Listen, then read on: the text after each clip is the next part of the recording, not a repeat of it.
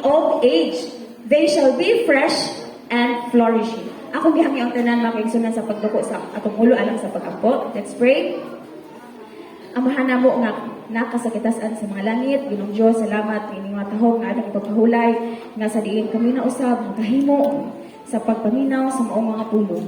Hinaot nga ikaw wag abli sa among nauna og kasing-kasing nga kini makahimo kanamo sa pagpadayon sa pagpangalagad kanimo samtang kami nagapaabot sa inyong ikaduhang nga pagkalig. Salamat Ginoo sa tanan kini tanan Panginoon madawat sa ngalan ni Jesus. Amen. Okay, so this morning mga kaigsunan, atong sayron, no? Atong sayron ang kinabuhi ni Abigail. I'm sure mga kaigsunan, familiar na Juanes sa story ni Abigail. So, a woman of strength and courage. So, in Samuel 1, in Samuel, ano mga kaigsunan, 25, ingon siya. So, di ba, gisa-isay man dito ang story ni Abigail. So, ingon rin, in 1 Samuel 25, we read the story of Abigail, the wife of Nabal. So, she was a woman of good understanding and a beautiful countenance. So, this chapter tells the story of a woman who asserted her independence and wisdom to avert a potential disaster. Abigail was a courageous woman who made the best in a difficult situation. No, grabe good. Years of living with Nabal had not made her bitter or revengeful. The Lord honored Abigail for her consistency, her generosity, and her willingness to do right no matter how difficult. Okay, so in verse 7, mga kaigsunan, and 16, ingon siya, we see that David had protected Nabal's shepherds and was now asking for a reasonable favor in return, that Nabal would give them provisions when they arrived.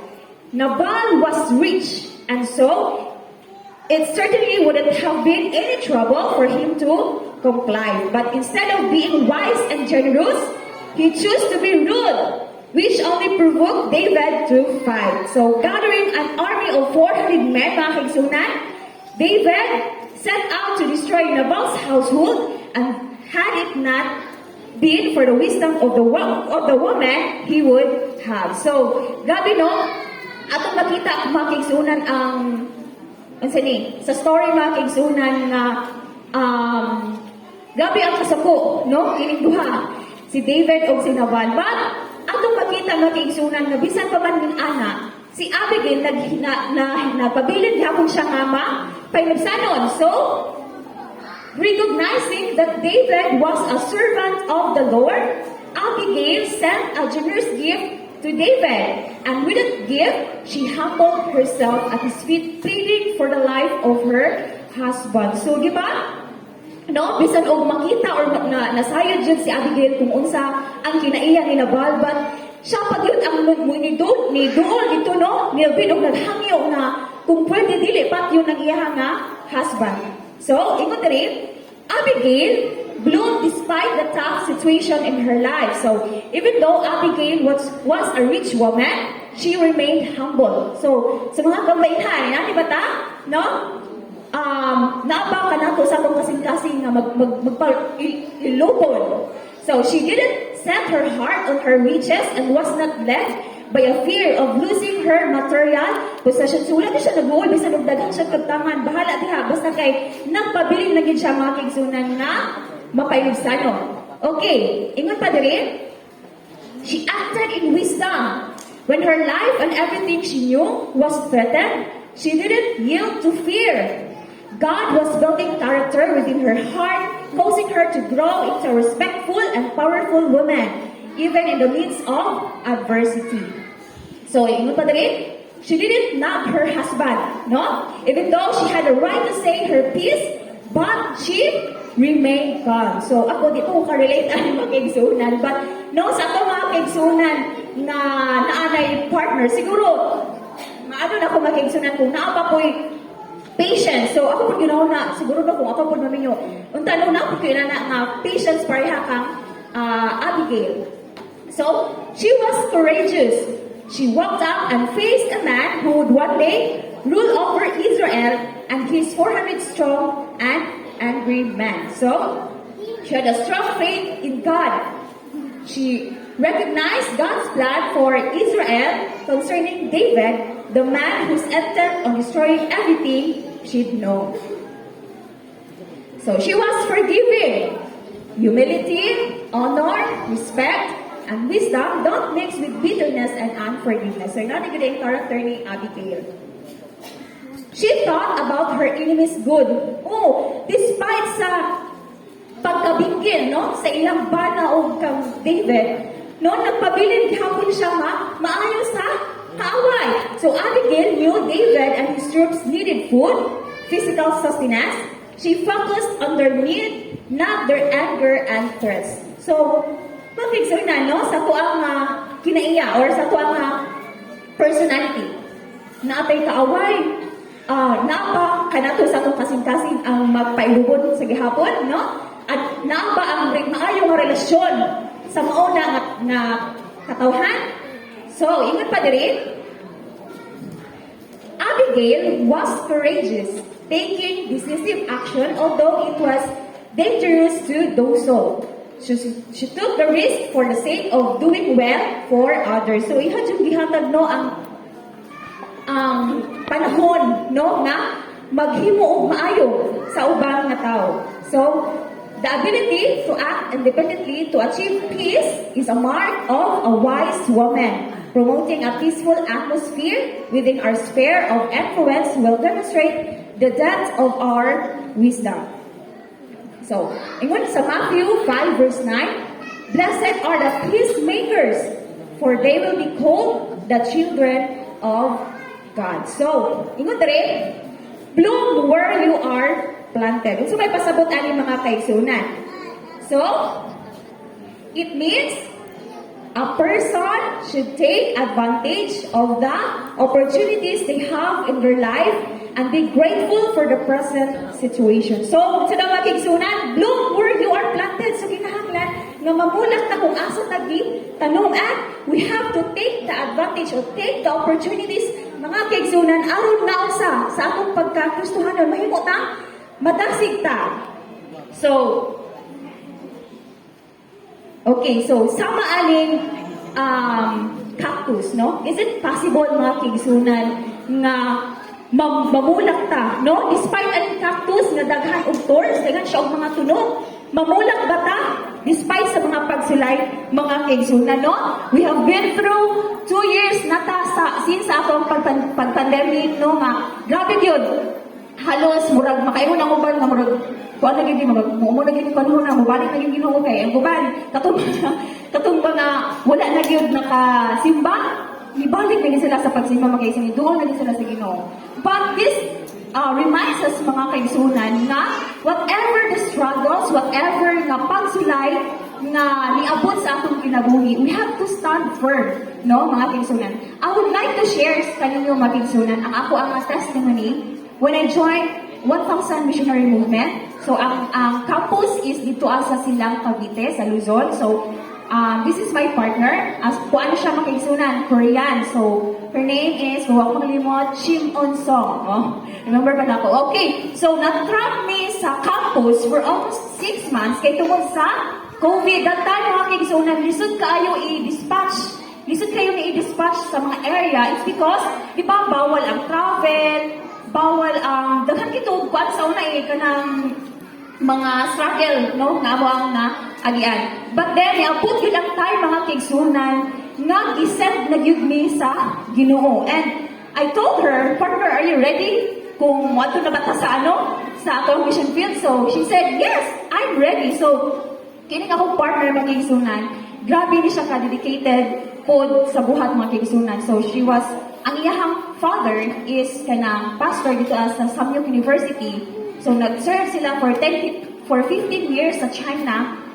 And then, ang iyahang mother is also a teacher sa Samyuk. Ang iyang grandfather, so, ang lolo ni Crystal, is a president siya sa Union Conference sa Korea. So, wow, nakaiwan din ko, looy mo niya, kung paano yung mag-ihatag na akong partner, Ginoo nga, Puro dili man gud mo kung kampati kay dili ba kay kumaayo sa Bible. I don't know nga kanang magtunog kanang Bible study. But God sent me or give me this partner nga dasig kaayo. So, ang akong mission field mga kigsunan, dito may na-assign sa Pasong Langka silang Cavite. Since nga sa among batch, dili man mi pwede nga dapat man God sa missionary every batch na yun na siya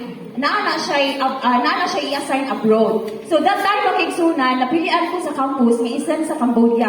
But since kay COVID man, lisod kaayo siya adto sa lain nasod kay sa ano pa lang na, di ba, gibana, dili pwede makagawas, mao na. So, God has been so good gihapon sa mga kigsunan. So, gisend me sa lugar, sa Luzon, nagyod mga kigsunan, dili ni pwede pa aton, o Mindanao, Visayas, only Luzon, nagyod kay, kuwan pag yun, kanang on the spot ba, kung asa nga area sila ipang tagtag. So, mo na ang amo ang mission field, no? Sa Pasong Langka, mga kigsunan. So, pag abot na mo dito mga kigsunan, dili kayo, makaingon dito ba kala, wala may church diri.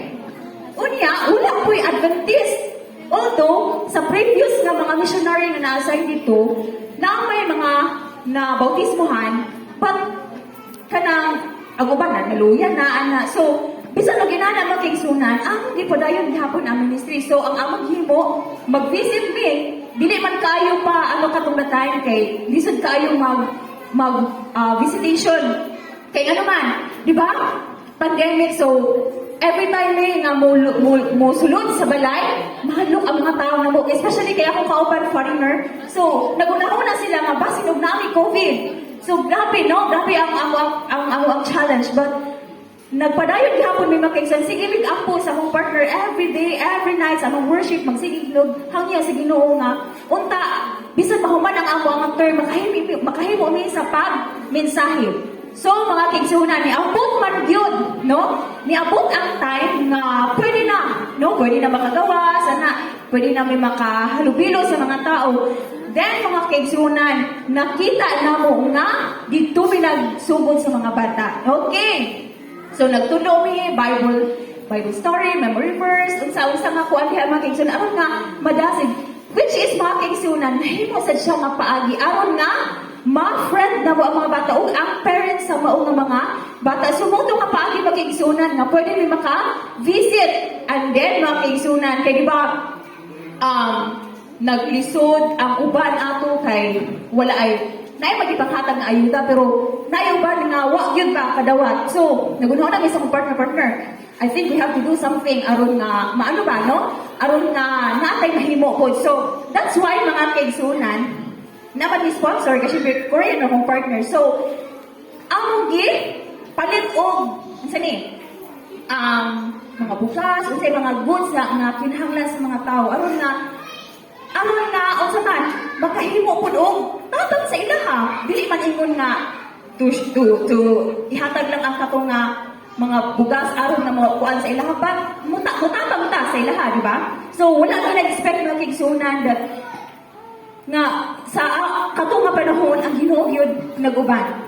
No, naglisod bisan pagani malugtok ni sa mga balay, dili gid sila mo dawat. But thankfully mga kigsunan aduna goy mga katawhan nga willing, no? Willing nga mo-apply na mo entertain sa amo. And that's the time mga kigsunan nga yes, no, mga kigsunan, nakahimo mi sa Bible study kauban sa amo ang layman, no, si Brother Salty. Wala din ipasagdan sa Ginoo mga kigsunan, no? Lipay kayo mi nga nakahimo mi sa pag-Bible study, sa pag-share sa maayong balita, di ba? Kay what is our goal dali mga kigsunan? To spread the gospel. So, gitagaan ta og chance sa Ginoo nga muhatag or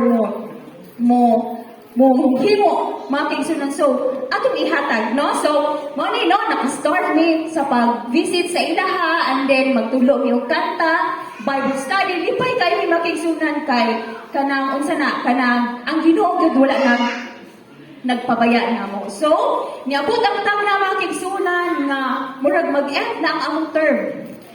And then, ako gingnan ako partner nga kanang mentag na makahimo mi og kanang crusade before gid mag-end ang amo ang term. So, nasabutan gyud na mo mga kigsunan uban sa tamang sa Ginoo nga nakahimo mi og crusade dito magigsunan, and we invite our speaker si Pastor Azopardo sa siya ka director sa campus. So doon lang man, so dali-dali madali-dali ra namo siya og hangyo nga pastor ikaw nga mong kwan. So wala ni na-expect magigsunan sa amo ang 2 weeks, no? Sa among 2 weeks nga pag crusade, matag gabi yun mga kigsunan, daghan king tao mo attend every night. Wow, makaingon jud ni this is a blessing, no? Kay despite ako nga pagsulay, di ba, dili pwede ang mga tapok-tapok, di ba? But God has been so good to us. Gihatag niya ang panahon na makahimo mi sa pagmensahe sa mga katawhan. Buhat mga kigsunan. Bisan pag makita, no? Kinig yung kaaway, no? Nangita din siya og paagi, no? Makita niya nga ang kining nga mga tawhana dasig ubirata po siya, no? So, during sa among crusade mga kaigsunan, sa among ika-8th night, kaya ang among crusade, that was 2 weeks unta. So, pag-abot sa ika-8th night mga kaigsunan, nainiabot ng mga pulis. Hala, girade naman may mga kaigsunan. Na ako sa kanang front row, ako man ang assist. Kay Tagalog ito, kapulikit ako Tagalog. So, nga na sila nga kuno nga, naay mga inani nga gathering. Unya, mo itong explain naman sa ilaha, nga naami permit, sir, mauni, mauna, and then, ako hindi pa istorya sa mga kuan kong Pastor Zopardo. But that time, mga kaigsunan, I was shaking. Grabe akong kulba, akong halo ko mga kaigsunan. Nag-ampo ko sa Ginoo, Lord, if this is your will for us, na kini mga katawhan, nga imong mga anak, nga makahimo sa pagpaminaw sa imong pulo, palihog. Palihog yun dito ang Ginoo nga, ulay mausa sa amo ang karon. Mga kaigsunan, they decided na ipaundang ang maungang crusade. And we're so sad mga kaigsunan, kay grabe yun ang among paningkamot to conduct this. But syempre, kay na may protocol ang government. So we have to respect also, no? Nakita kang good nga muraog, kuhay na anak, muraog, kansa na, dikit-dikit na anak. But nanikaw yun yung mga kaigsunan nga makahimo, no? But despite ako mga kaigsunan, saan man nato liha nga muraog, lisod man. So, ang among gihimo mga kaigsunan, among gi-divide ang among group. And then, namatay Zoom. O, di ba? So, among gi-continue, among gipadayon. Nag-Jhuvy, nami kuan, na-grupo din sa Pikas, among Jhuvy, unsa ni paningkamutan na kaigsunan nga, mahuman jud siya. So, wala min expect magigsunan sa among ika 2 weeks nga pag seminar. Wala min expect magigsunan nga adunay souls, no? Nga may dawat diha kay Kristo. Amen? Amen. Okay, so despite sa mga pagsulay, mga kaigsunan, nadaog nato, no? Nadaog nato ang pagsulay. Kaya nga naman, ang Ginoo uban kanunay. So, kaninga time, grabe, no? Lipay kayo bisan gani nga report na abot dito sa Korea, ang kuan na abot dito sa ilang magazine. So, lipay, no? Grabe ang among kalipay nga among gipasalamatan sa Ginoo tungod sa iyang mga pagkamaayo. Later, mga kaigsunan, natapos ang among term. Niuli is campus, niuli kong Chensan. Pag-uli na mo sa among kaigsunan, murag naluya man ko kung nga inami din, no? Iman sila, pag-gigan ko no ka og ministry, pag-uli ni mo, murag, bation kag luya. Ano ka na, na-testify pag yan ako kaigsunan, murag naluya din ko. Nag-decide ko mga kaigsunan na mo extend, okay. Kung nga, mo extend ko, Ginoo, tabangin ko, asa ko ni mo ipadala. So, God sent me into Bantayan Island, Cebu. Kaya mo bukat ng Cebu. Sige, gusto. Hala, dito kayo ang Cebu. So, pag-abot na ko dito magigsunan, kasi sa Bantayan magiging ipadala, na-amaze dito ko sa lugar. Wow, nindot kayo, no? Ang dagat, blue siya. Ang white sand. Unya, ako yung i-research sa Google. Wow, daghan kasi sila og mga tourist spots dito mga kaigsunan. Wala ko masayod ng kaigsunan. Ang kanang Bantayan di ay, daghan kayo na siya og island. 19 islands. So nagtuo ko nga kanang Bantayan na lang, mura na siya. Dili dahil makaigsunan. 19 pa siya ka isla.